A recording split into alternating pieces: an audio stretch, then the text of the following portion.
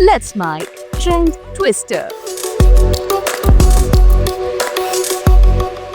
Let's make trend twister, आइए देखते और सुनते हैं आज क्या वायरल है सोशल मीडिया पर।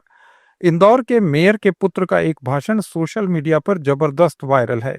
हुआ ये कि इंदौर में बच्चों का एक डिबेट कंपटीशन था जिसमें चीफ गेस्ट के तौर पर मुख्यमंत्री डॉक्टर मोहन यादव और बीजेपी के वरिष्ठ नेता भी मौजूद थे।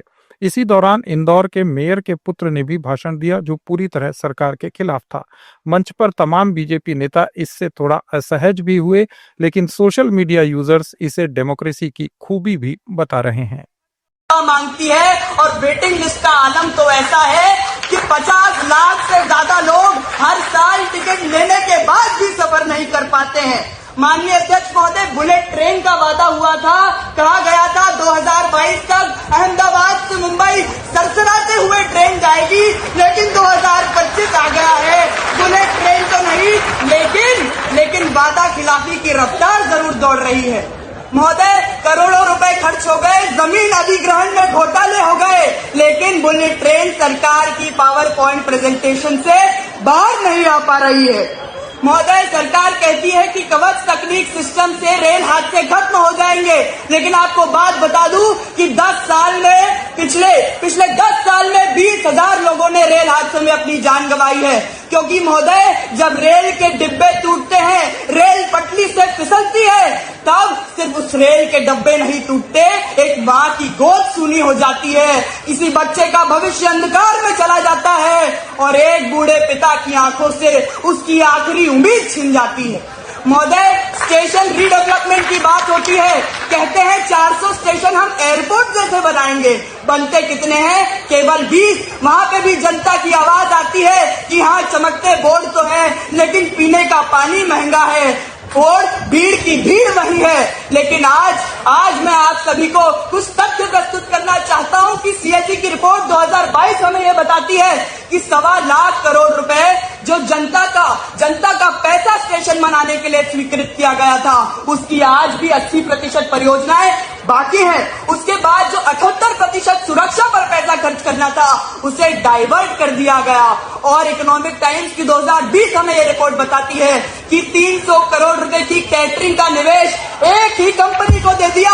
तो मैं आपको ये बताना चाहता हूं, सरकार कहती है सबका साथ होगा, सबका विकास होगा, लेकिन रेल में हो रहा है दलाल का साथ, निशेष का विकास और जनता का विनाश। गृह मंत्री अमित शाह ने सपा सांसद राजीव राय को उनके जन्मदिन की बधाई दी। ये फोन कन्वर्सेशन अलग अलग पॉलिटिकल मैसेजेस के साथ वायरल है। गृह मंत्री जी बात करेंगे जी।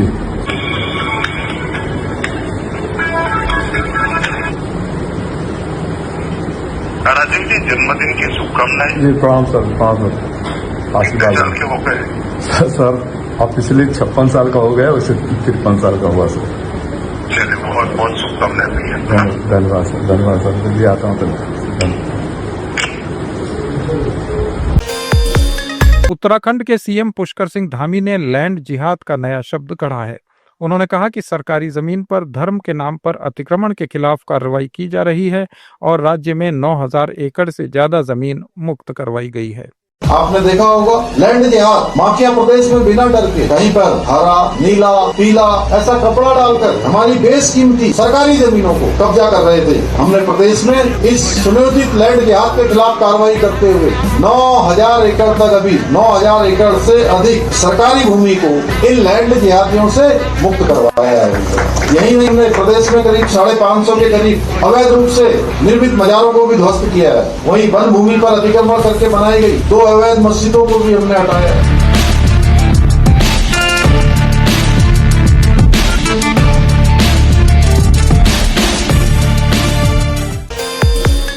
उत्तर प्रदेश में आईएएस ऑफिसर अवनीश अवस्थी को लेकर बयानबाजी जोरों पर है।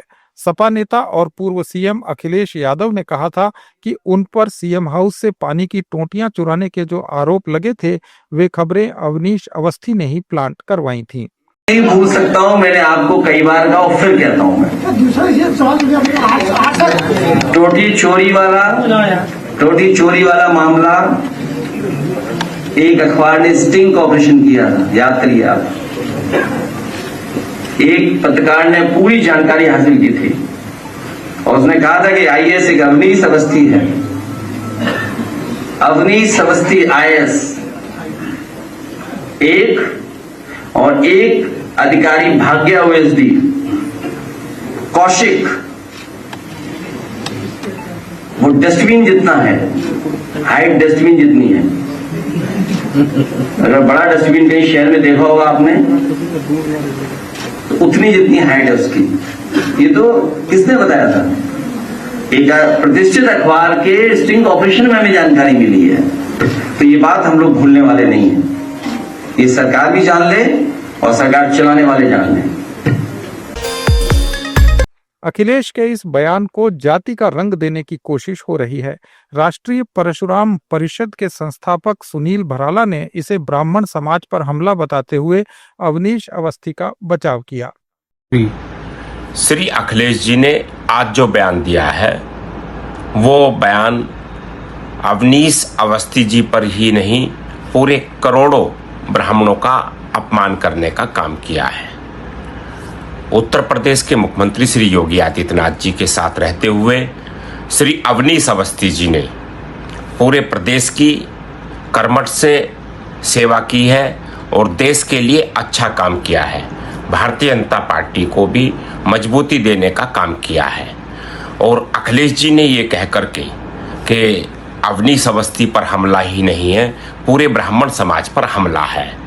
पूरा देश का ब्राह्मण उनके साथ खड़ा है और जिस प्रकार से वो भारतीय जनता पार्टी की लोकप्रियता से, उत्तर प्रदेश के मुख्यमंत्री श्री योगी आदित्यनाथ जी की लोकप्रियता से घबरा करके वो उनका जो बयान है वो बहुत हास्यास्पद है।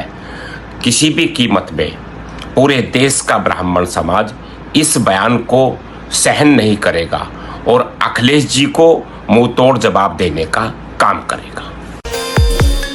राजस्थान के मुख्यमंत्री भजनलाल शर्मा ने गायों के प्रति अपना प्रेम जाहिर किया। उन्होंने कहा कि गाय के दर्शन से ही मन शांत हो जाता है। मैं जब भी गांव में रहता था तो गाय रहती थी। मैं आया लेकिन मेरे लिए रहने के लिए जगह कम थी, लेकिन जब मैं भरतपुर आया तो मैंने पहले मेरी गाय का रहने के लिए पहले मैंने उसका स्थान बनाया, उसके बाद में आया। हमेशा मैंने गाय रखी है और अब भी मैं जिस दिन मैं मुख्यमंत्री बना और मेरे मुख्यमंत्री आवास में पहले मेरी गाय पहुंच गई, उसके बाद मेरा गृह प्रवेश हुआ। गाय के दर्शन मात्र से ही मन में प्रसन्नता हो जाती है। यूक्रेन के राष्ट्रपति जेलेंस्की ने मॉस्को से पुतिन के बुलावे को ठुकरा दिया है। एक इंटरव्यू में जेलेंस्की ने कहा कि पुतिन उनके साथ गेम खेल रहे हैं। He said he will meet if you come to Moscow. He can come to Kiev. You know, if a person doesn't want to meet during the war, of course he can propose something which can't be acceptable by me or by other. But it's understandable. I can't go to Moscow when my country is under missiles, under attacks each day. I can't go to this capital of these terrorists. It's understandable, and he understands it. It's the same proposition, as I said, that he has to come to Kiev. Yeah, so it's understandable that he is doing it to postpone the meeting. I always said we can't trust Putin. He plays games, and he's playing games with the United States.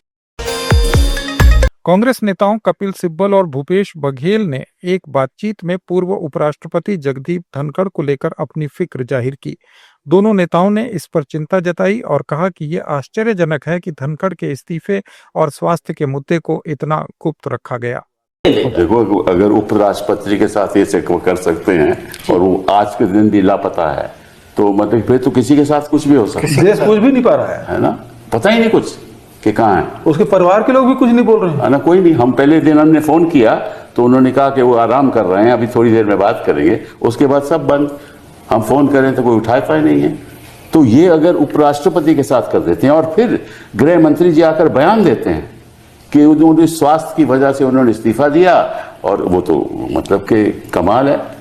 और पता ही नहीं कि वो किस अस्पताल में है, कौन उनको देखने जा रहा है। ये तो बड़े कमाल की बात हो गई ना। लेकिन आपसे एक और सवाल पूछना चाहता हूं। ये थे आज के कुछ वायरल पोस्ट्स। अपडेट्स के लिए जुड़े रहिए लेट्स माइक के साथ। आप सुन रहे थे let's make more than radio. Follow कीजिए हमें हमारे सोशल मीडिया प्लेटफॉर्म्स पर। It's time for news. It's time for more than radio. Presenting the first radio news app, Let's Mic. Let's Mic, a news-based app on your phone where you get to watch and listen news, talk shows, interviews, radio show podcasts. On Let's Mic, you get all relevant information of TV, print, radio, podcast, and digital. Let's Mic talks about every segment of life.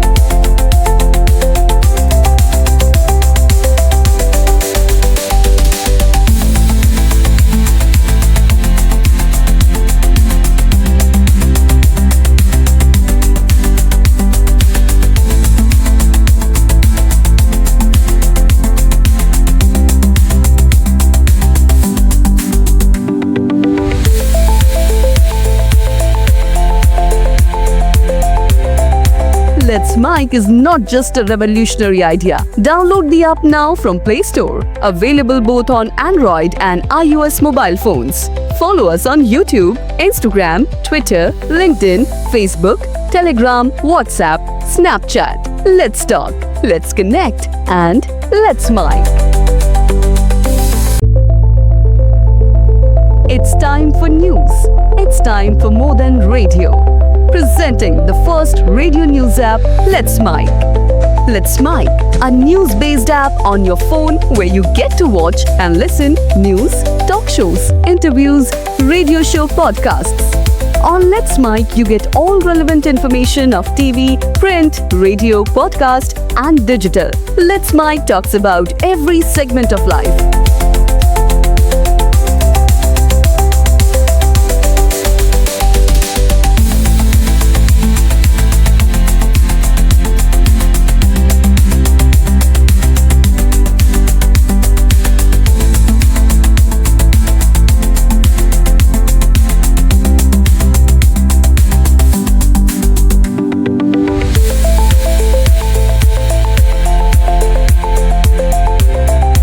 Let's Mic is not just a revolutionary idea. Download the app now from Play Store. Available both on Android and iOS mobile phones. Follow us on YouTube, Instagram, Twitter, LinkedIn, Facebook, Telegram, WhatsApp, Snapchat. Let's talk, let's connect, and let's Mic.